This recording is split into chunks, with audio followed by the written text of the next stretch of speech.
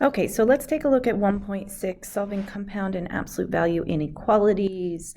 We'll start with first ones with the word and. So when we're looking for a compound inequality with the word and, we're looking for where the two graphs overlap. So for example, we have x greater than or equal to -4. So that's going to go this direction. And then x is less than 3. So here's 3, and that's going to shade to the left. So our actual solution is going to be the region in the middle here. So it's going to go from here to here, and we're not going to include the other parts of the graph. So it's just between those two numbers. Sometimes we have and inequalities written as the following. If you want, you can always separate these. So kind of looking at this part, we have 4x plus 8 is greater than or equal to 12, and 4x plus 8 is less than or equal to 32. Or, okay, so you can solve that and then look for where they overlap, or you can look to isolate x in the middle. So the first thing we'll do is we'll subtract 8 from everything, so from the middle and from the two ends. So we get -20 less than or equal to 4x less than or equal to 24. And then, again, we want to isolate the x in the middle, so we're going to divide everything by 4. So we'll get -5 less than or equal to x, which is less than or equal to 6. So we are going to shade everything between -5 and +6 because, again, x is greater than or equal to -5 and x is less than or equal to 6. So we're going to shade to the right of -5 and the left of 6. Okay, let's look at some examples. We'll add 2. We get -12 less than 3x less than or equal to -3. Divide by 3. So we get whoops, not the highlighter, -4 less than x less than or equal to -1. So we're going to have an open circle at -4 and a closed circle at 1. So we want in between those two. And the last one here, let's see, we'll add 7. We get 15 less than 3y less than 30. So we get 5 less than y less than 10. So we'll put open circle at 5, open circle at 10, and we're going to shade in between. Okay, next we want to look at what happens when we have or. So when we have the or, basically anything shaded is our solution. Generally with or, one's going to go this way and one's going to go this way. That's not always the case, but most of the time that's what we'll see. Okay, so I'm going to graph these separate. X is greater than or equal to 5, closed circle, shade to the right. Or x is less than -3. So here's -3, put an open circle, and we want less than. So both parts of that graph are the solution, versus when we had the word and, we wanted to look for where they overlap. Okay, so let's take a look. We're going to solve each of these inequalities separate. So I'm going to divide both sides by 5 for this one. And then here I'm going to divide by -3. Now remember, when we have dividing or multiplying by a negative, that's going to turn that sign from greater than or equal to less than or equal to, and that's going to be -7. So I want greater than or equal to 3 or less than or equal to -7. Here we're going to subtract 6. So we have k less than -9 or k greater than or equal to 14/3. So we want less than positive 14/3. That's going to be about 4 2/3. So we'll just kind of approximate where that's going to be on the graph, about there. And we're going to shade to the right. Okay, next one, let's multiply by 3 over 2. So that'll be 18 over 2, or 9.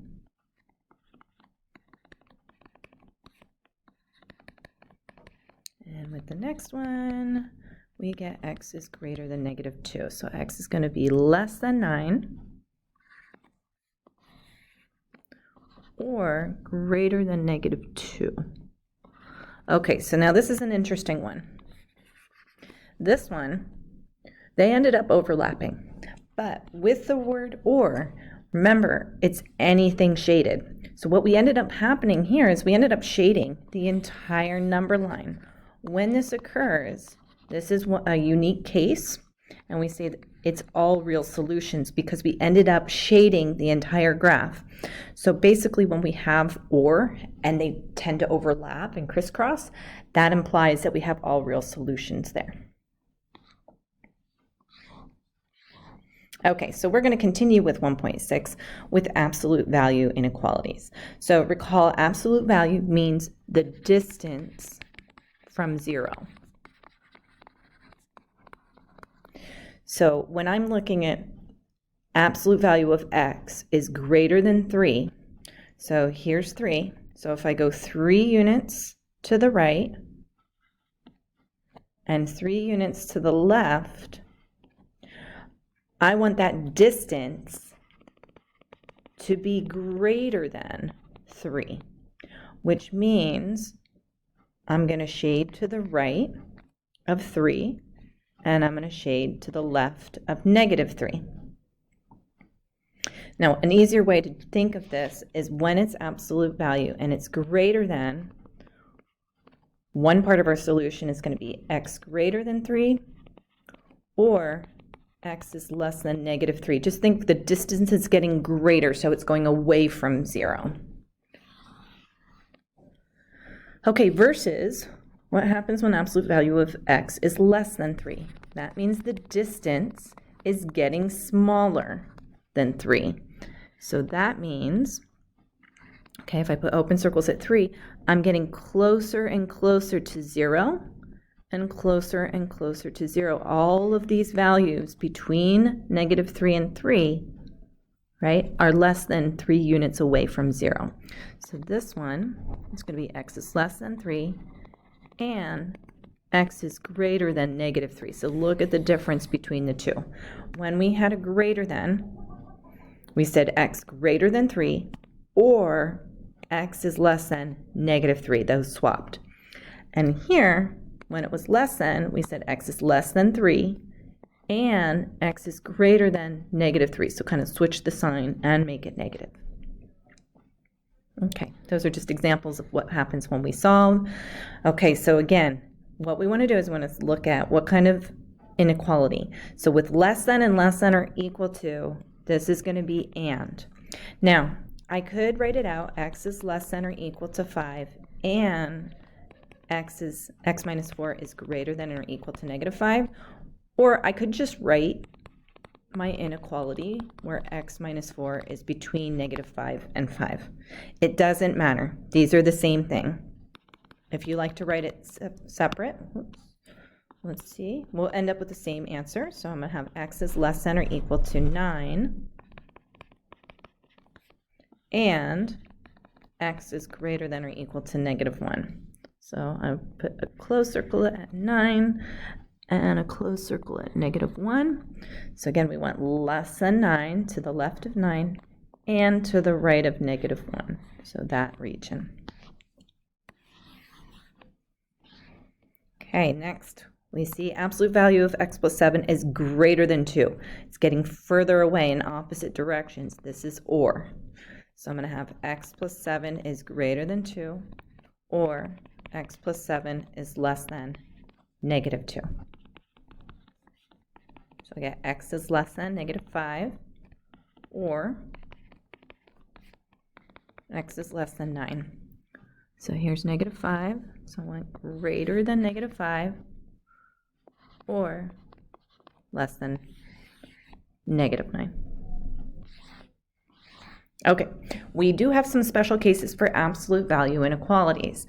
So when we have an absolute value less than a negative number, that does not make sense, okay? Because we know absolute value has to be positive. So when we see this, we say there's no solution. We can use the little slash with the through the circle.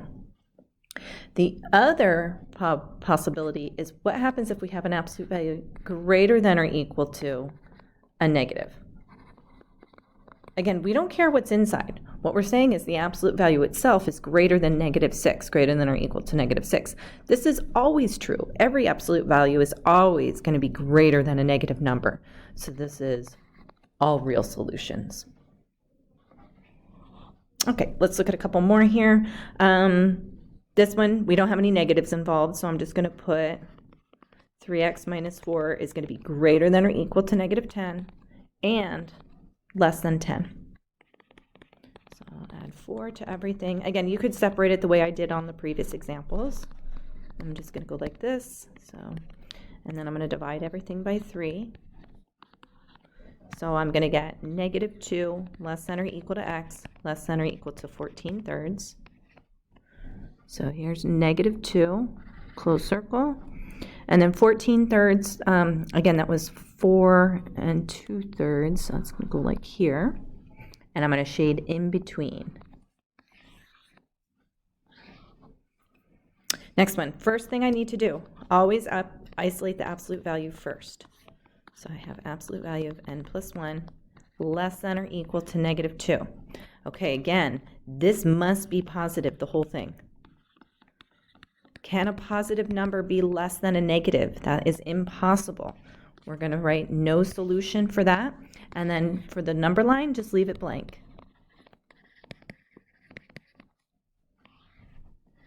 Okay, next one. Again, here's my absolute value. I see a negative in front, so I'm going to divide both sides by -1. So I'm going to get -15 less than the absolute value of -5m. I'm just going to switch that around. So -5m is greater than -15. So again, this is going to be positive. When is that greater than -15? All the time. That means all real solutions. And now I'm going to just shade the whole number line in. Okay, let's see. This one I'm going to multiply both sides by 3 first. So I have absolute value of 8r plus 5 greater than or equal to 21. So I'm going to have 8r plus 5 is greater than or equal to 21, or 8r plus 5 is less than or equal to 21. Subtract 5, divide by 8, so I get r is greater than or equal to 2. Sorry, that's supposed to be a negative. So that's going to be -26. So we get -13/4. So greater than or equal to +2, and that's going to be 3 1/3. So 1, 2, 3 1/3, and we're going to shade to the left. Okay. Again, let's isolate that absolute value first.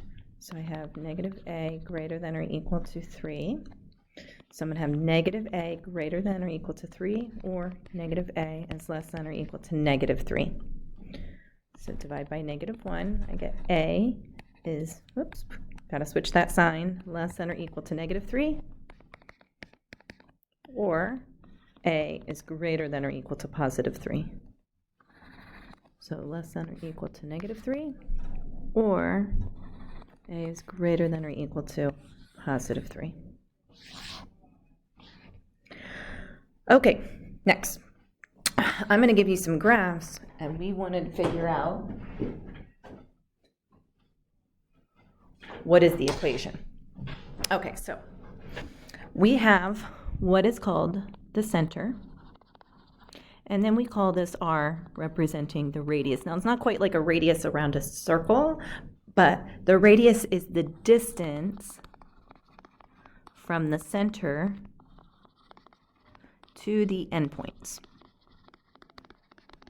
Okay, so basically we have C as the center, and then we are going to go out to C plus R and R minus C. And we are going to end up shading, so this is less than or equal to, so this is going to be between. And then the next one, very similar, so it's going to be, I'll write that R plus C, R minus C. This time with greater, it's going to go away from. Okay, so the best way to do this is, let's look at our endpoints first, okay? And C is always going to be the midpoint of the endpoints. Okay, so here I want to identify, we got -1 and 7. So I'm going to have -1 plus 7 divided by 2, right? If we're finding the midpoint of two numbers, right, that it's just averaging. So I'm going to have 6 over 2. So C is going to be 3. So let's see, right here is our center at 3.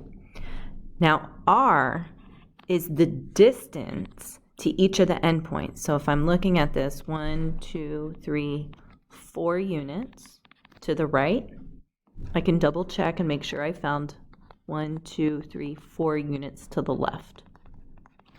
And now we just plug it in. So if C, so remember, it's going to be absolute value of x minus C. So it's going to be x minus 3.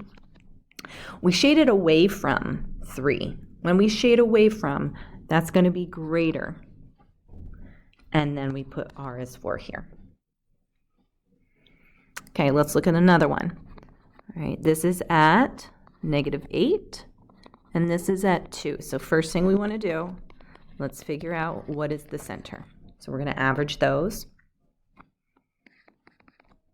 So -8 plus 2 is -6 over 2 is -3.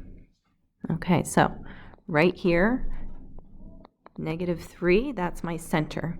So again, we're just going to count how many units. 1, 2, 3, 4, 5 units. So R is 5, and we can just double check. 1, 2, 3, 4, 5. Good. So now let's put it in the right form. So it's going to be x minus C. So x minus -3 is going to make that x plus 3. Is it less than or greater than? Well, we shaded between, so that's going to be a less than or equal to, because we have closed circles. And then we put a 5 here because that is our radius.